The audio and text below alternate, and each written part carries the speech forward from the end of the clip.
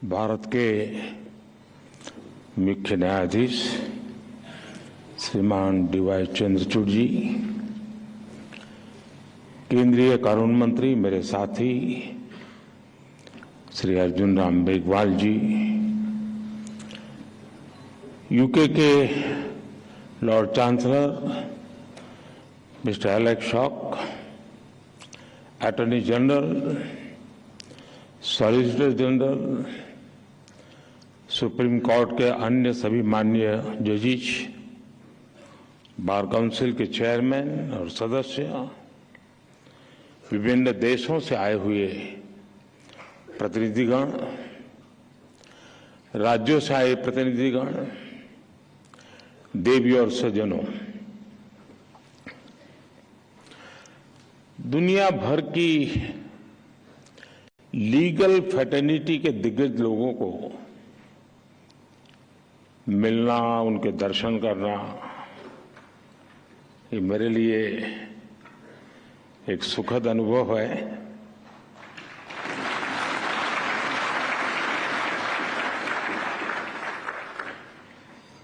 भारत के कोने कोने से यहाँ लोग आज उपस्थित हैं। इस कॉन्फ्रेंस के लिए लॉर्ड चांसलर ऑफ इंग्लैंड और बार एसोसिएशन ऑफ इंग्लैंड के डेलीगेट्स भी हमारे बीच हैं।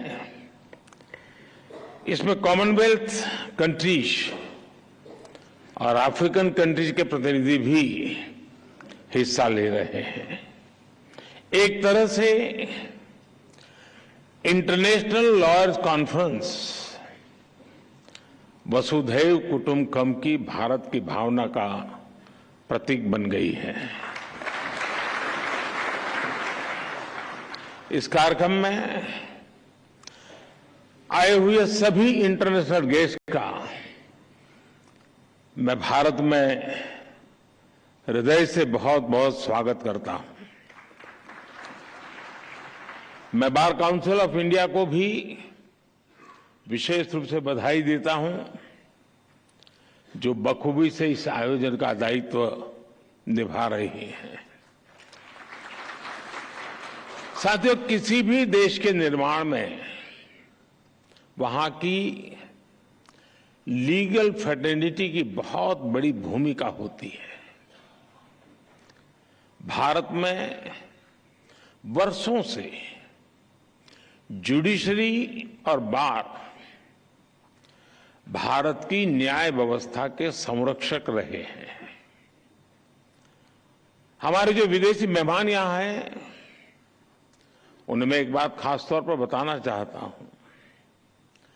कुछ ही समय पहले भारत ने अपनी आजादी के 75 साल पूरे किए हैं और आजादी की इस लड़ाई में लीगल प्रोफेशनल्स की बहुत बड़ी भूमिका रही है।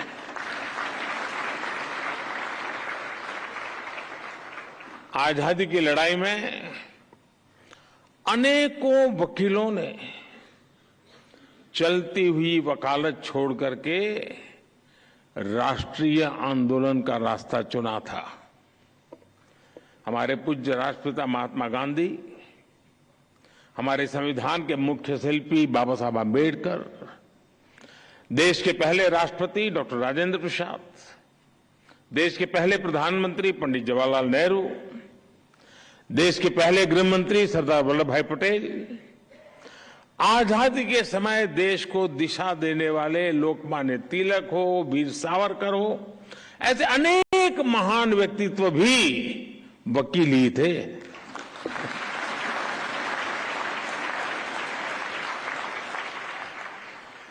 यानी लीगल प्रोफेशनल्स के अनुभव के ने आजाद भारत की नींव को मजबूत करने का काम किया। और आज जब भारत के प्रति विश्व का जो भरोसा बढ़ रहा है, उसमें भी भारत की निष्पक्ष स्वतंत्र न्याय व्यवस्था की बड़ी भूमिका है। आज ये कॉन्फ्रेंस एक ऐसे समय हो रही है जब भारत कई ऐतिहासिक निर्णयों का साक्षी बना है। एक दिन पहले ही भारत की संसद ने लोकसभा और विधानसभाओं में महिलाओं को 33% आरक्षण देने का कानून पास किया।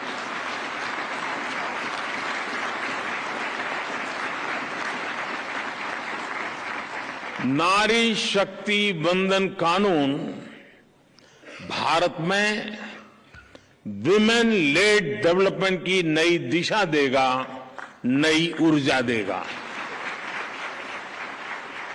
कुछ ही दिनों पहले ही G20 के ऐतिहासिक आयोजन में दुनिया ने हमारी डेमोक्रेसी, हमारी डेमोग्राफी और हमारी डिप्लोमेसी की झलक भी देखी। एक महीने पहले आज के ही दिन भारत चंद्रमा के साउथ पोल के समीप पहुंचने वाला दुनिया का पहला देश बन गया था।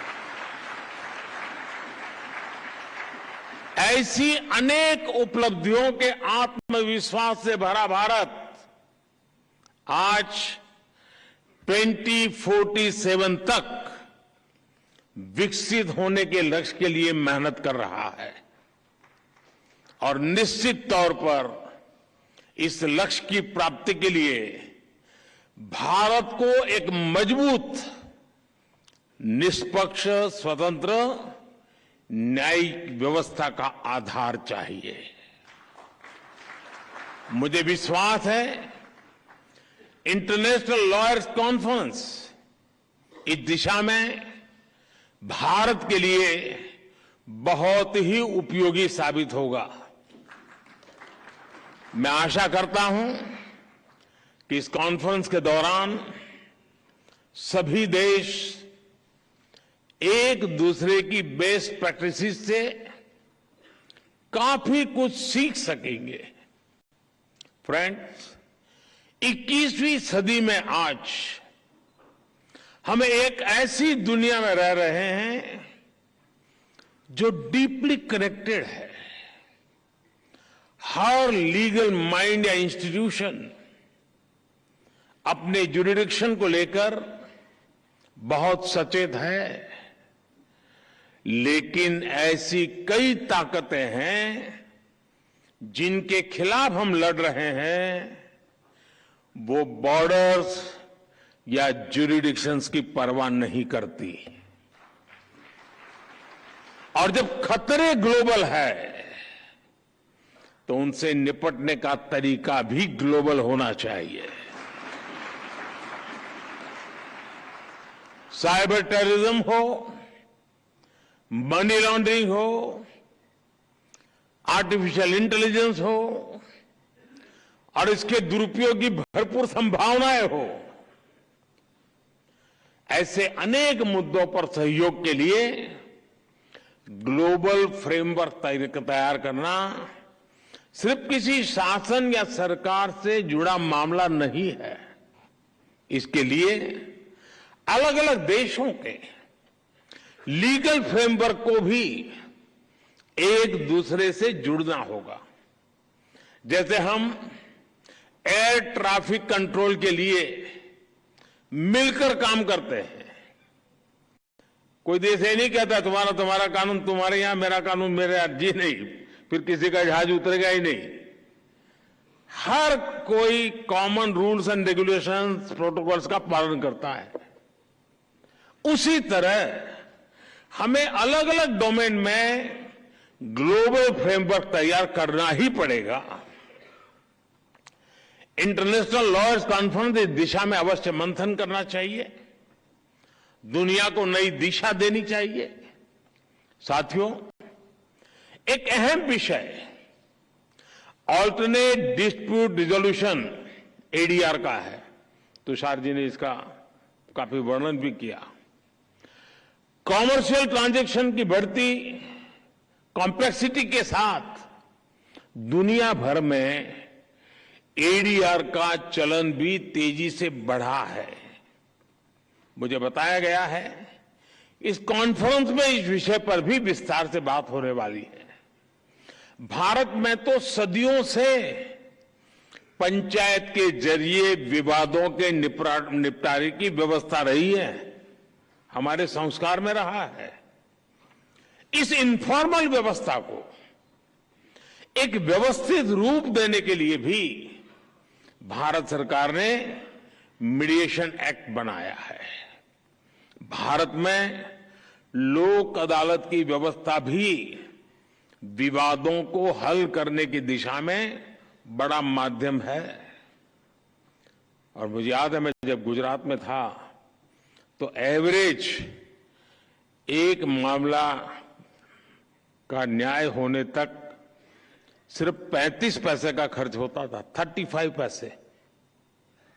यानी ये व्यवस्था हमारे देश में होती है। पिछले 6 साल में करीब 7 लाख केसेस को लोक अदालतों में सुलझाया गया है। साथियों,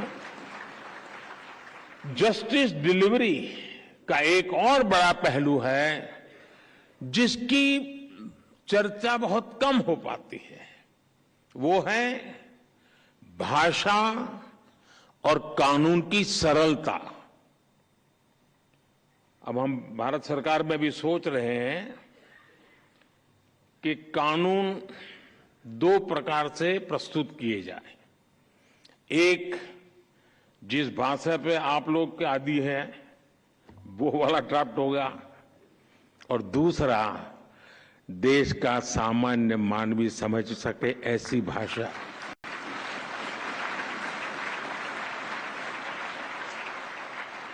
उसको कानून भी अपना लगना चाहिए।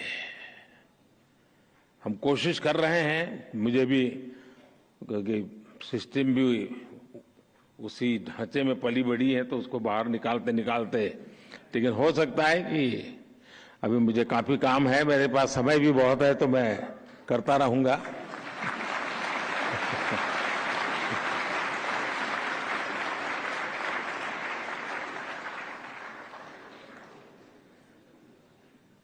कानून किस भाषा में लिखे जा रहे हैं, अदालती कार्यवाही की भाषा में हो रही है, ये बात न्याय सुनिश्चित कराने में बहुत बड़ी भूमिका निभाती है।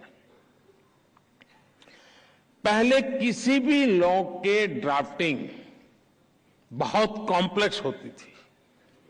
सरकार के तौर पर अब हम भारत में नए कानून, जैसा मैंने आपको कहा, 2 प्रकार से, और जितना ज्यादा हम सरल बना सके और हो सके उतना भारतीय भाषाओं में उपलब्ध करा सके, उस दिशा में हम बहुत सिंसियरली प्रयास कर रहे हैं।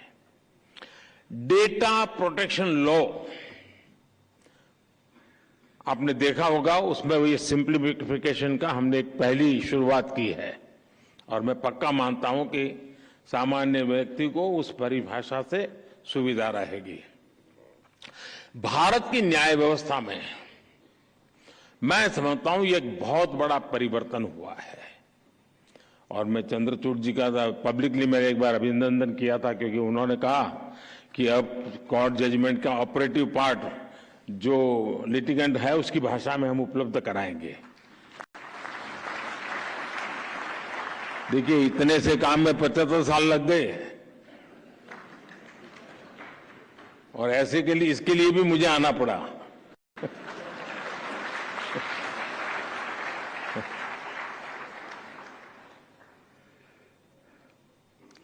मैं भारत के सुप्रीम कोर्ट को इसके लिए बधाई दूंगा कि उसने अपने फैसलों को कई स्थानीय भाषाओं में भी अनुवाद करने की व्यवस्था की है। इससे भी भारत के सामान्य व्यक्ति को बहुत मदद मिलेगी। कोई पेशेंट हो ना, अगर डॉक्टर भी पेशेंट की भाषा में उससे बात करे तो आधी बीमारी यूं ही ठीक हो जाती है। बस यहां ये मामला बाकी है। साथियों, हम टेक्नोलॉजी से, रिफॉर्म से, न्यू जुडिशियल प्रैक्टिसेस से कानूनी प्रक्रिया को कैसे और अच्छा कर सकते हैं, इस पर निरंतर काम होना चाहिए। टेक्नोलॉजी एडवांसमेंट ने जुडिशरी सिस्टम के सामने बड़े एवेन्यूज बना दिए हैं। थोड़े से टेक्नोलॉजिकल एडवांसमेंट ने ही हमारे ट्रेड, इन्वेस्टमेंट और कॉमर्स सेक्टर को बहुत बड़ा बूम दिया है। ऐसे में लीगल प्रोफेशनल से जुड़े लोगों को भी इस टेक्नोलॉजिकल रिफॉर्म से ज्यादा जुड़ना होगा। मैं आशा करता हूं कि इंटरनेशनल लॉयर्स कॉन्फ्रेंस न्यायिक व्यवस्थाओं के प्रति पूरी दुनिया का विश्वास बढ़ाने में सहायक सिद्ध होगी।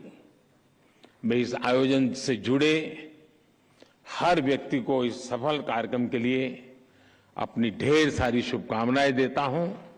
बहुत बहुत धन्यवाद।